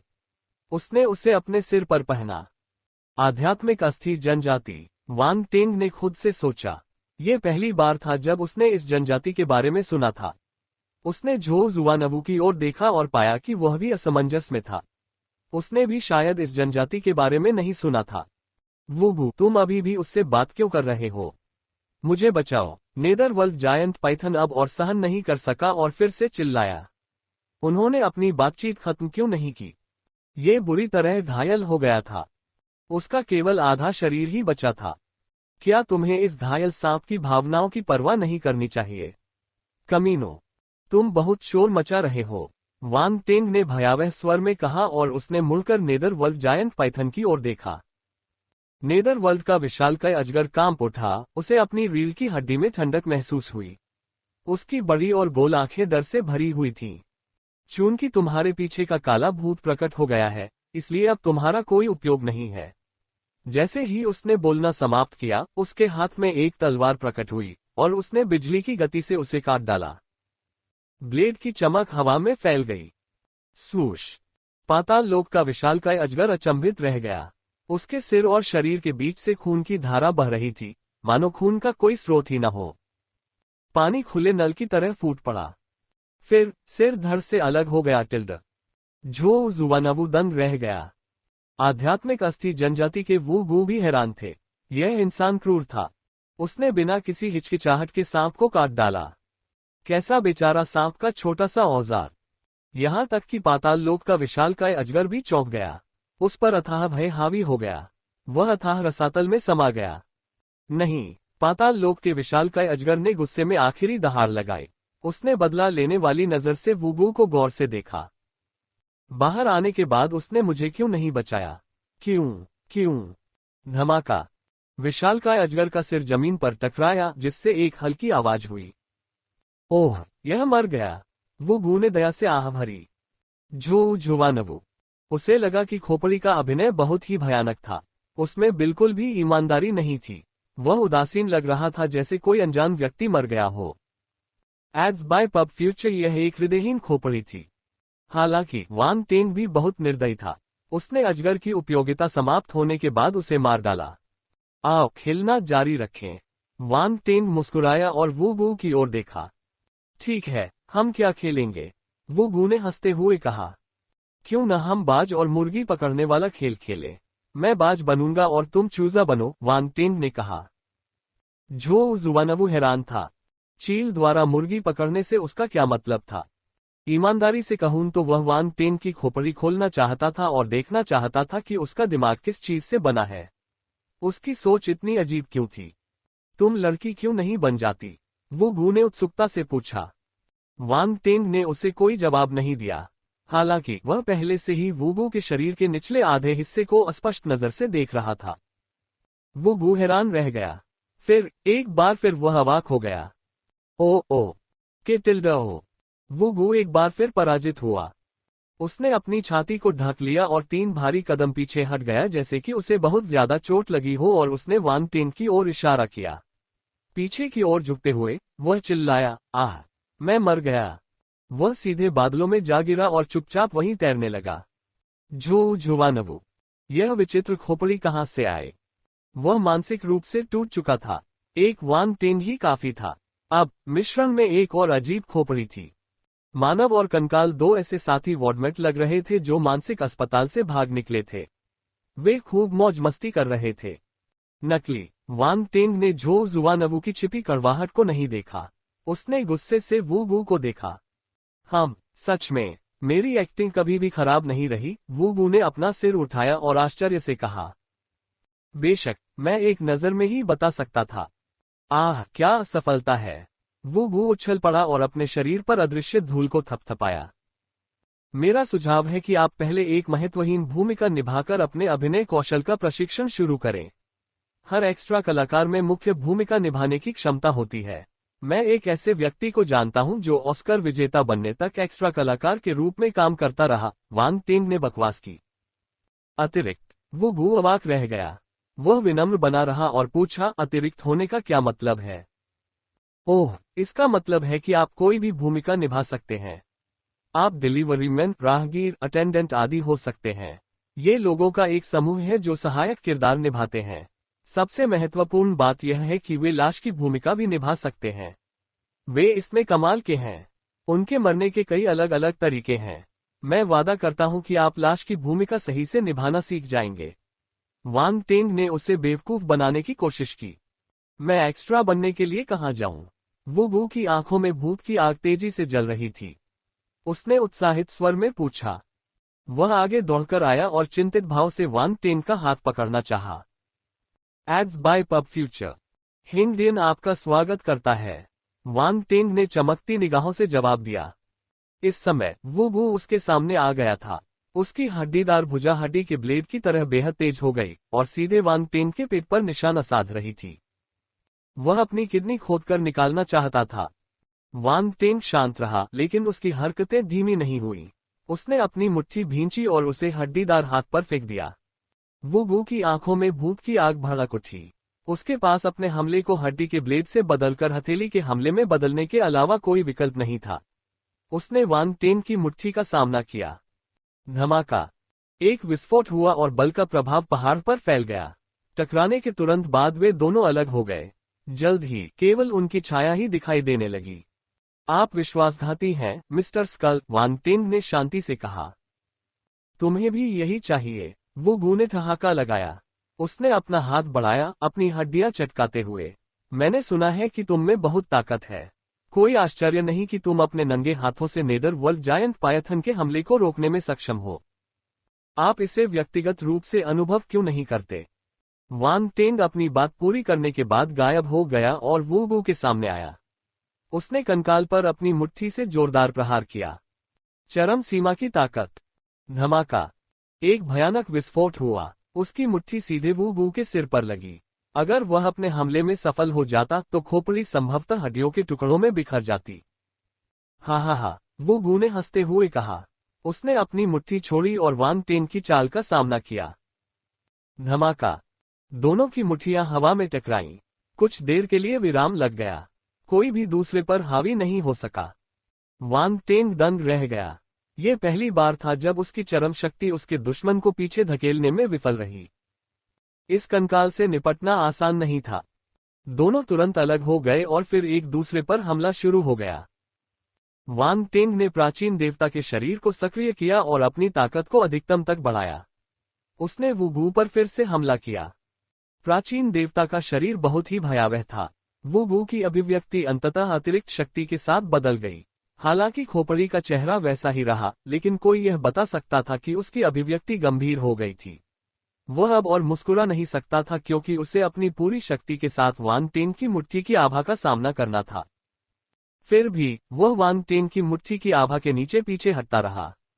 पूरा कंकाल जोर से टूट रहा था। झो जुवानवू उसका दर्द महसूस कर सकता था। क्या कंकाल को दर्द महसूस हो सकता है? ओह, यह एक अच्छा सवाल है। झो जुवानवू की अभिव्यक्ति बदल गई। अगर उसे कोई दर्द महसूस नहीं होता तो वांग टेंग का हमला व्यर्थ हो जाता। क्या उसे अब बताना चाहिए? झो जुवानवू दुविधा में था। उसे समझ नहीं आ रहा था कि उसे अपना मुंह खोलना चाहिए या नहीं। क्या होगा अगर वांग टेंग ने गुस्से में उसे पीट दिया? भूल जाओ। उसकी मुट्ठी की ताकत और क्रूरता को देखते हुए झो जुवानवू ने उसे परेशान न करने का फैसला किया। ऐसा लग रहा था कि उसमें अभी बहुत ताकत बाकी है। कुछ और मुंह के छोड़ने से उसे कोई नुकसान नहीं होगा। धमाका। वांग टेंग ने भौहें सिकोड़ी। ऐसा लग रहा था कि उसने भी इस बात को नोटिस किया था। उसने एक जोरदार मुक्का मारा और वू बू को 10 मीटर पीछे फेंक दिया। वू बू हवा में कुछ बार उछलने के बाद ही रुका। वह बहुत कोशिश करके लड़खड़ाया। वे आ रहे हैं। आह, कितना दर्द है। दर्द। मेरी छोटी मुट्ठी दुख रही है। वू बू कुछ बार लुढ़का और फिर हवा में उठकर दर्द से रोने लगा। वांग टेंग। नकली। बेहद नकली। ये बिल्कुल अतिशयोक्ति थी। वह समझ सकता था कि अगर वह इस कंकाल को पीटना चाहे तो उसकी मुट्ठी थोड़ी चोटिल हो सकती है। हालांकि वह अभी भी देखना चाहता था कि क्या वह उसकी हड्डियां तोड़ सकता है। उसे आश्चर्य हुआ कि वह असफल हो गया। ध्यान रहे, उसने प्राचीन भगवान के शरीर और अल्टिमा की शक्ति का एक साथ इस्तेमाल किया था। यहां तक कि गृह स्तर के मार्शल योद्धा का भौतिक शरीर भी उसके हमले से चकनाचूर हो जाता। फिर भी ये कंकाल सुरक्षित रहा। यह अविश्वसनीय था। वह सिर्फ दुबला पतला और छोटा कंकाल था। उसकी पतली भुजाओं और पैरों को देखो। वे ऐसे दिखते थे जैसे कि वे आसानी से टूट जाएंगे, लेकिन वे बेहद मजबूत थे। वांग टेंग की नजरें झपक गईं, लेकिन उसका हाव भाव अपरिवर्तित रहा। अपनी तलवार को कसते हुए उसकी धार पर भयावह ऊर्जा फूट पड़ी। स्लैश। उसने बिना किसी हिचकिचाहट के अपनी तलवार से हमला जारी कर दिया। तलवार की चमक कुछ 100 मीटर तक फैल गई। बहुत खूब। वू बू ने एक अजीब सी चीख निकाली। उसने जल्दी से अपने हाथ ऊपर उठाए और उन्हें अपने सामने रोक लिया। उसके शरीर पर मौजूद काली हड्डियां जोर से हिलने लगीं, जिससे उसके सामने एक बड़ी काली हड्डी की ढाल बन गई। हड्डियों से बनी ढाल हीरे के आकार की थी और कंकाल की खोपड़ी सतह पर खुदी हुई थी। किनारों से नुकीली हड्डियां निकली हुई थीं। ये भयंकर और भयानक लग रहा था। ये सब बहुत जल्दी हुआ। तलवार की चमक उसकी ओर बढ़ी और सीधे हड्डी की ढाल से टकराए। एड्स बाय पब फ्यूचर धमाका। हवा में एक जोरदार धमाका हुआ। तलवार की चमक से वू बू 10 मीटर से ज्यादा पीछे गिर गया, लेकिन उसे कोई चोट नहीं लगी। हालांकि वह हड्डी की ढाल कुचल गई थी। मुख्य शरीर का केवल एक टुकड़ा बचा था। किनारे सभी टूट गए थे। फिर भी हड्डी की ढाल कंपन करने लगी और कुछ समय बाद वू बू के शरीर में वापस विलीन हो गई। ऐसा नहीं लगा कि उस पर कोई असर हुआ है। वांग टेंग की नजरें चमक उठीं। वह आश्चर्यचकित था। वू बू की क्षमता बेहद अजीब और रहस्यमय थी। वह अपनी हड्डियों को लंबा कर सकता था और उन्हें विभिन्न वस्तुओं में बदल सकता था। इस परिवर्तन ने ऊर्जा संरक्षण के नियम को तोड़ दिया। वू बू के कंकाल में हड्डियों की संख्या सीमित थी। अगर वह अपनी सारी हड्डियां भी इस्तेमाल कर लेता तो भी वह उस ढाल का आधा हिस्सा ही बना पाता। तो उस हड्डी की ढाल में सारी हड्डियां कहां से आईं? न्यूटन अपने ताबूत से बाहर निकलने वाला है। वांग टेंग शिकायतों से भरा हुआ था। हालांकि ये हड्डियां वाकई बहुत मजबूत थीं। हो सकता है कि वे अंत में टूट जाती, लेकिन वे उसकी तलवार की आभा को रोकने में कामयाब रहीं। बचाव की क्षमता आश्चर्यजनक थी। इसके अलावा हड्डियां पुनर्जीवित होने में सक्षम प्रतीत होती थीं। उन्हें तोड़ने से वे पूरी तरह नष्ट नहीं होंगी। वांग टेन को अचानक लगा कि उसका सिर घूम रहा है। इस कंकाल से निपटना थोड़ा मुश्किल था। अरे, वह उत्साही युवक कहाँ चला गया? वू गू ने उसके शरीर की हड्डियों को खींचा, जिससे वे जोर से चटकने लगी। वह हंसा और बोला, मैंने अपना मिशन पूरा कर लिया है, इसलिए मैं अब तुम्हारे साथ नहीं खेलूंगा। वांग टेंग ने अनियंत्रित रूप से भौहें सिकोड़ लीं। इस कंकाल का क्या मतलब था? उसका मिशन। वांग टेंग के दिल में एक बुरी भावना तैर गई। Ads by pub future. देखो, वू गू को पता था कि वांग टेंग क्या सोच रहा था, इसलिए उसने अपनी खोपड़ी उठाए और आसमान की ओर इशारा किया। वे आ रहे हैं। इसके तुरंत बाद एक जोरदार विस्फोट की आवाज सुनी गई। वांग टेंग का चेहरा तुरंत बदल गया। उसने जल्दी से ऊपर देखा। आसमान में काले बादल अचानक से हिलने लगे और इधर उधर घूमने लगे। वे उबलते पानी के बर्तन की तरह हिंसक रूप से हिलने लगे। बीच में अविश्वसनीय गति से एक बड़ा भंवर बनना शुरू हो गया। काले बादल उसके चारों ओर घूमने लगे। गरज के साथ बारिश हुई और मोटी बिजली गिरी, जिससे हवा में भयानक झनकारें पैदा हो गईं। वो गू भंवर के ठीक नीचे खड़ा था और उसने अपनी बाहें धीरे धीरे खोली। फिर उसने उन्हें ऊपर उठा लिया। उसके चारों ओर बिजली की चमक चमक रही थी, लेकिन उनमें से कोई भी उसके शरीर पर नहीं लगी, बल्कि वे उसे नरक के राजा जैसा बना रही थीं। तुम क्या कर रहे हो? वांग टेंग ने गंभीर भाव से पूछा। शशिश। वू गू ने अपनी तर्जनी उठाए और उसे अपने दांतों के पास रखा। वांग टेंग को चुप रहने का संकेत दिया। मत बोलो, स्वर्ग की शक्ति को महसूस करो। क्या मंत्रमुग्ध करने वाला दृश्य है। वांग टेंग की अभिव्यक्ति बदसूरत हो गई। ये कंकाल सचमुच एक पागल था। बूम। NO12BJAN.CO। इसी समय पानी के पाइप जितनी मोटी बिजली का एक बोल्ट उसके बाईं ओर जमीन पर गिरा। तुरंत ही एक गहरा और जला हुआ गड्ढा बन गया। वांग टेंग को बिजली गिरने का डर नहीं था, लेकिन झो जुआनवू पीछे हटता रहा। वह भंवर के केंद्र से जितना दूर हो सकता था चला गया। वह केंद्र के जितना करीब था, बिजली की चमक उतनी ही अधिक सघन और भयावह होती जा रही थी। यहां तक कि 13 सितारा जनरल स्टेज मार्शल योद्धा भी उस वातावरण में रहने की हिम्मत नहीं कर सकता था। झो शुआनवू को अपने चारों ओर एक असाधारण शक्तिशाली विनाशकारी उपस्थिति का एहसास हो रहा था। धमाका। Ads by pub future. धमाका। धमाका। वांग टेंग के चारों ओर बिजली की चमक थी, लेकिन वह हिला नहीं। उसकी भौहें आपस में चिपकी हुई थीं और वह गहरी सोच में डूबा हुआ लग रहा था। वांग टेंग। झो जुआनवू घबरा गया। वह बेचैनी से चिल्लाया। ये बहुत खतरनाक था। अगर वांग टेंग वहीं खड़ा रहा तो उसे बिजली का झटका लग सकता था और वह टुकड़े टुकड़े हो सकता था। क्या आप आयामी दरार को नुकसान पहुंचाने के बारे में सोच रहे हैं? वो गू ने मुस्कुराते हुए कहा। उसने वांग टेंग के विचारों को समझ लिया। वांग टेंग ने उसे कोई जवाब नहीं दिया। कोई भी संघर्ष व्यर्थ है। आयामी दरार पूरी तरह से बन चुकी है और 3 शैतान राजा इसकी रखवाली कर रहे हैं। आप इसे अकेले नष्ट नहीं कर पाएंगे। वो गू ने मुस्कुराते हुए अपने सवाल का जवाब दिया। आप सभी लोग पृथ्वी पर बड़े पैमाने पर आक्रमण करने के लिए तैयार हैं, वांग टेंग ने ठंडे स्वर में कहा। ओह, तुम्हें अभी अभी एहसास हुआ। दुर्भाग्य से बहुत देर हो चुकी है। वो गू खुशी से मुस्कुराया। वह पागल की तरह बोल रहा था, इस ग्रह को देखो, देखो कि यह कितना सुंदर, स्वच्छ और शांतिपूर्ण है। नष्ट करने के लिए यह कितना सही ग्रह है। पागल। झो जुआनवू ने वू गू के शब्द सुने तो वह क्रोधित हो गया।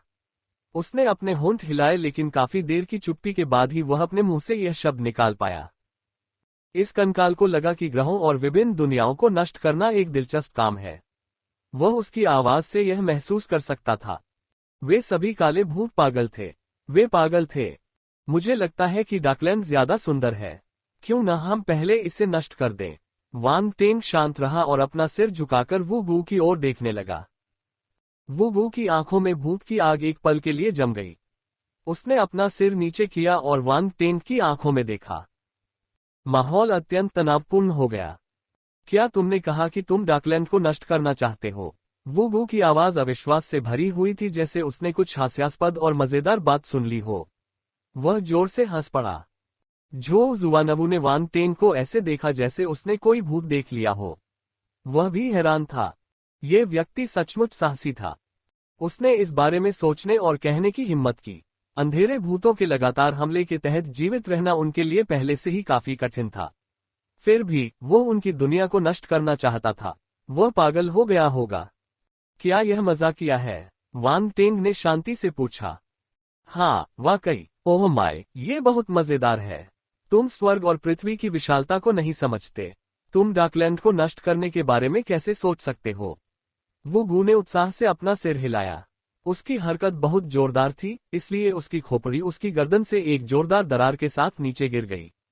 सौभाग्य से वह फुर्तीला था और उसने उसे पकड़ लिया। खैर, आप कह सकते हैं कि उसे इसकी आदत थी।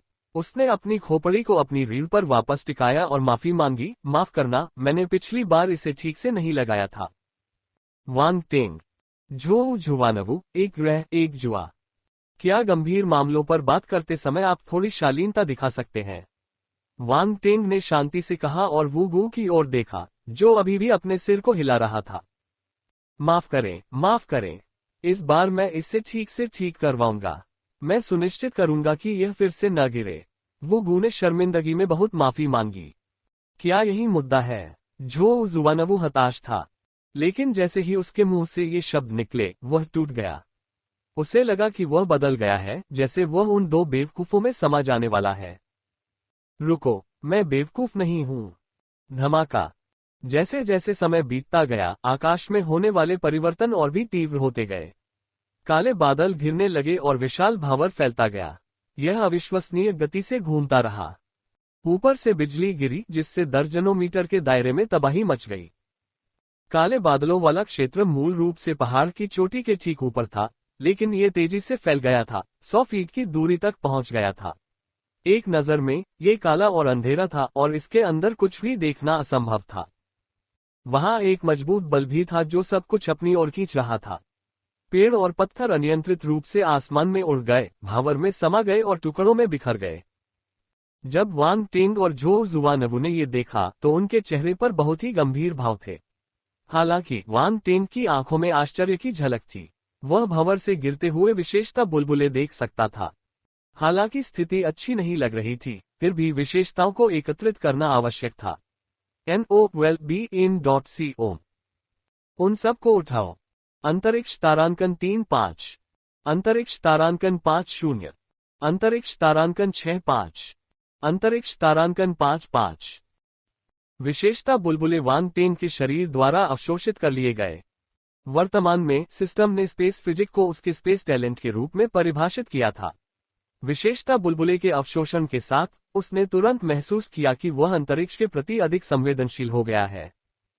कुछ ही समय में उसने सभी अंतरिक्ष विशेषताओं को हासिल कर लिया था जो उसे छोड़ दी गई थी। उसका अंतरिक्ष शरीर तेजी से पूरे 1150 अंकों के साथ बढ़ा। अंतरिक्ष शारीरिक बनावट 11,150/1,00,000 प्रथम श्रेणी। जैसे जैसे विशेषता बुलबुले उसके शरीर में विलीन होते गए, वह अपने शरीर में एक बहुत बड़ा अंतर महसूस कर सकता था।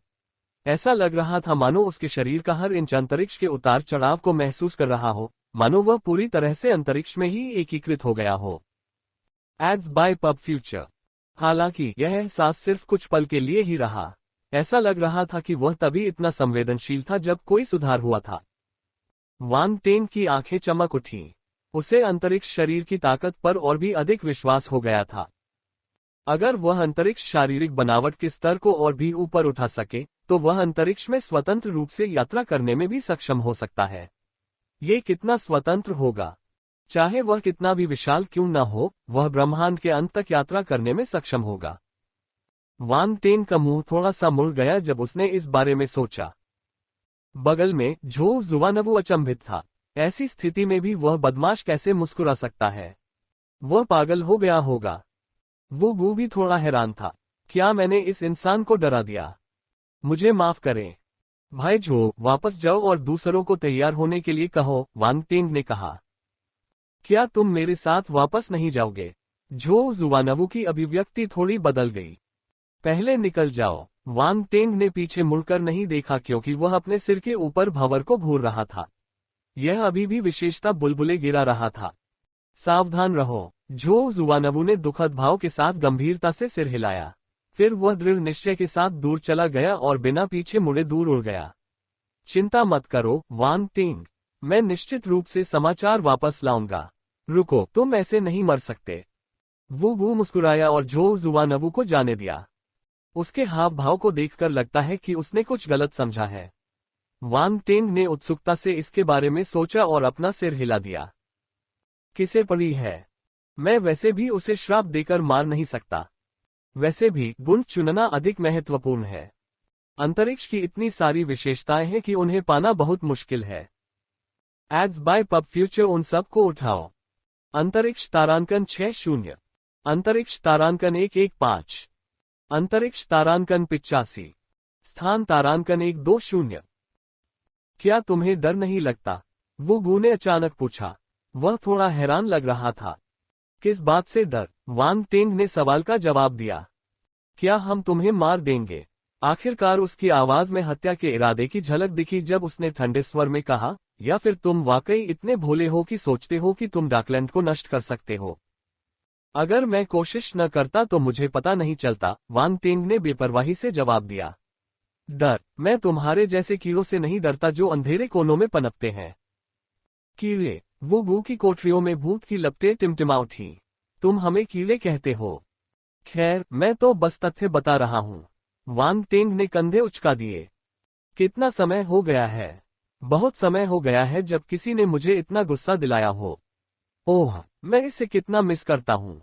वो गू की आवाज में पुरानी यादों का एक निशान था, साथ ही एक गहरी ठंड भी थी।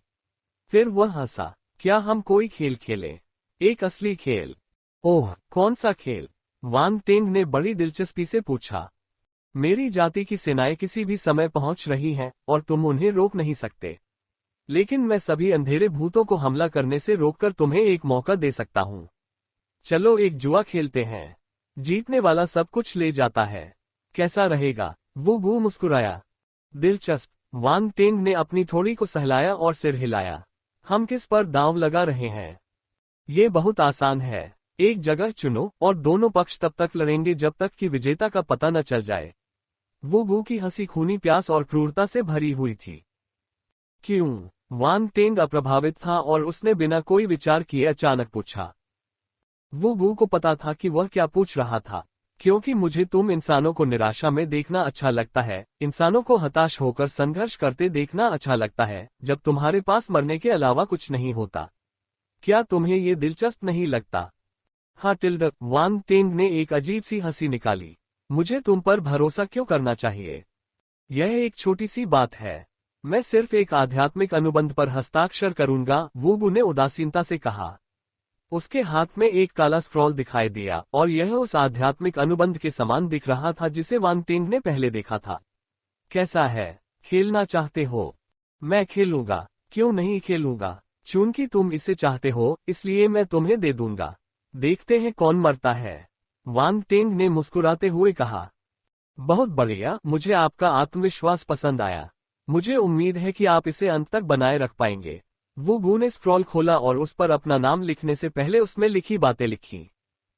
जब वह स्क्रॉल फेंकने ही वाला था तो वान टेंग ने कहा, सिर्फ तुम्हारा हस्ताक्षर ही काफी नहीं है। मुझे यकीन नहीं है कि दूसरे अंधेरे भूत हमला नहीं करेंगे। Ads by pub future. तुम्हें मुझ पर विश्वास नहीं है? वो गू क्रोधित हो गया। ये सही है, मुझे तुम पर बिल्कुल भरोसा नहीं है। वान टेंग ने सिर हिलाया। उद्धरण चिन्ह ... तुमने इस कंकाल को दुखी कर दिया है। वो गू ने अपना चेहरा ढांक लिया और रो पड़ा। हालांकि ये देखते हुए कि वान टेंग कोई ध्यान नहीं देने वाला था, वह अभिनय जारी नहीं रख सका। उसने अपने हाथ फैलाए और मुस्कुराया। ठीक है, मैं मान जाऊंगा। मैं भेजे गए शैतान सरदारों से भी अनुबंध पर हस्ताक्षर करवाऊंगा। उसने स्क्रॉल को भंवर में फेंक दिया और अपने मुंह पर हाथ रखकर चिल्लाया, अरे तुम लोग उस अनुबंध पर हस्ताक्षर करो। मैं इस इंसान के साथ खेलना चाहता हूं। मौन। थोड़ी देर बाद भंवर के भीतर से एक कर्कश आवाज आई, क्या तुम सच में ऐसा करना चाहते हो, वूगू? इसके बाद एक आकर्षक आवाज आई, यदि आप असफल हो गए तो आपको परिणाम पता है। हालांकि मुझे उन्हें निराशा में मरते देखना अच्छा लगता है, लेकिन आप सीमा पार कर रहे हैं। इस अनुबंध पर हस्ताक्षर करके हम अपनी पहल खो देंगे। एक और ठंडी आवाज गूंजी। आराम करो, मैं कैसे हार सकता हूं? वो गू ने हाथ हिलाकर उन्हें खारिज कर दिया। भंवर में शांति छा गई। इसे भूल जाओ, इसके लिए तुम ही जिम्मेदार हो। कर्कश आवाज के बोलने के बाद आध्यात्मिक पुस्तक नीचे फेंक दी गई। कोई समस्या नहीं, अगर कुछ भी गलत हुआ तो मैं जिम्मेदार होऊंगा, वो गू ने आश्वासन दिया। फिर उसने स्क्रॉल वांग टेन की ओर फेंक दिया। इसे ले लो, अपना नाम हस्ताक्षर करो, और यह हो गया। वांग टेन की आंखें चमक उठी जब उसने अनुबंध देखा। वो गू के नाम के अलावा 3 और नाम थे, फैंटास्मा, ब्लैक इनक्यूबस और अमल गार्डन। ब्लैक इनक्यूबस वास्तव में यहाँ है। वांग टेन को थोड़ा आश्चर्य हुआ। वह जानती थी कि वह यहाँ है, फिर भी उसने कुछ नहीं कहा। उसने खुद को अच्छी तरह से नियंत्रित किया। जब तीनों अंधेरे भूत आपस में बातें कर रहे थे तो वांग टेन ने उन्हें स्थानिक दरारों से देखने के लिए सार और आध्यात्मिक दृष्टि की आंखों का इस्तेमाल किया था। वास्तव में वहां 3 शैतान राजा थे और बिना किसी संदेह के उनमें से एक वह थी। यह देखकर कि स्क्रॉल की सामग्री में कोई समस्या नहीं थी, वांग टेन ने संकोच करना बंद कर दिया और अपने नाम पर हस्ताक्षर कर दिए। जैसे ही नामों पर हस्ताक्षर हुए, आध्यात्मिक अनुबंध आधिकारिक रूप से बन गया। दोनों पक्षों को अनुबंध की बाध्यताओं के बारे में पता था, यहां तक कि अपने पदों पर रहते हुए भी वे इसके परिणामों से मुक्त नहीं हो सकते थे। मनुष्यों ने कभी कल्पना भी नहीं की होगी कि वांग टेन उनके ग्रह के भाग्य से संबंधित अनुबंध पर यूं ही हस्ताक्षर कर देगा। ये बहुत जल्दबाजी थी। बेशक एक तरह से वांग टेन ने निस्संदेह एक ऐसा निर्णय लिया था जो परिस्थितियों के हिसाब से सबसे अच्छा था। आखिरकार आयामी दरार खुल गई थी, अंधेरे प्रेत का आगमन अपरिहार्य था। कोई भी इसे रोक नहीं सकता था। यदि पृथ्वी पर अंधकार में प्रेतों को अपनी इच्छानुसार हत्या करने की अनुमति दे दी गई तो देर सवेर यह ग्रह खंडहर में तब्दील हो जाएगा। इस जुआ ने कम से कम अस्थायी तौर पर पृथ्वी को बचा लिया था। ठीक है, हो गया, अब तुम जा सकते हो। वो गू ने वांग टेन की ओर इशारा किया। कोई जल्दी नहीं है, ये भंवर काफी ठंडा है। मैंने कुछ देर रुकने का फैसला किया है, वांग टेन ने बेपरवाही से कहा। वो गू, ऐसा क्यों लगा कि यह लड़का उससे भी अधिक बेशर्म है? अरे ब्लैक इनक्यूबस डेविल लॉर्ड, बहुत समय हो गया है। आप कैसे हैं? वांग टेन ने वू गू को अनदेखा किया और भंवर पर चिल्लाया। कुछ देर की खामोशी के बाद ब्लैक इनक्यूबस बोला, वांग टेन, अंडे फूटने से पहले उनकी गिनती मत करो। एक बार जब ये शर्त खत्म हो जाएगी तो तुम्हारी मौत का समय आ जाएगा। तुम्हारे दोस्त और परिवार के लोग तुम्हारी आंखों के सामने एक एक करके मर जाएंगे। ये दिलचस्प होना चाहिए। वांग टेन ने हंसते हुए जवाब दिया। भंवर के पीछे ब्लैक इनक्यूबस डेविल लॉर्ड ने एक गहरी सांस ली।